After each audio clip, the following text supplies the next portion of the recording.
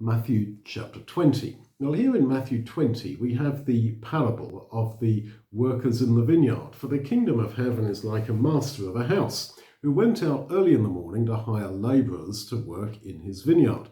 And when he'd agreed with the workers for a denarius, that is a penny a day, he sent them into his vineyard. And he went out about the third hour, and he saw others standing in the marketplace idle, and he said to them, "You go also into the vineyard, and whatever is right I will give you." And they went their way. Again, he went out about the sixth and the ninth hour, and did likewise. And about the 11th hour he went out and found others standing, and he said to them, "Why do you stand here idle all the day?" They said to him, "Because no one has hired us." He said to them, "You go also into the vineyard." And when the evening comes, the owner of the vineyard said to his steward, "Call the labourers and pay them their wages, beginning from the last," that's the 11th hour workers, "unto the first."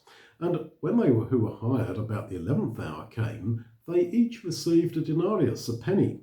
And when the first came, they worked all day, they supposed that they'd received more, but likewise they each received a penny. And when they received it, they grumbled at the master of the house, saying, "These last have spent only 1 hour, but you've made them equal to us who have borne the burden and heat of the day."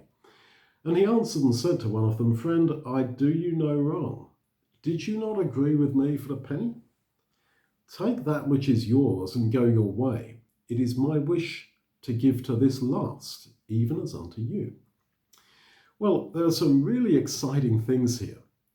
And the grape harvest would spoil unless it was harvested immediately on certain days. There was an extreme urgency to bring in the harvest.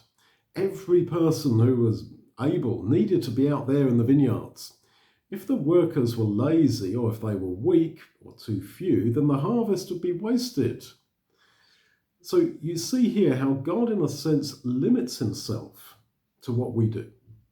If we don't harvest people for Jesus, then in a sense they won't be harvested. God has structured his purpose in such a way that so much depends upon us. In this sense, God is in need of man. If we make the effort to engage with people about the gospel, there will be a harvest. If we don't make the effort, then it won't happen. God is not going to force us. Well, why were there still workers in the marketplace late on that critical, crucial day of harvest? Why hadn't they been hired by someone else? It was probably because they were weak, they were old, they were handicapped, not very capable of hard work, or maybe they had a reputation for being lazy. But they were accepted by the master as workers because he was desperate.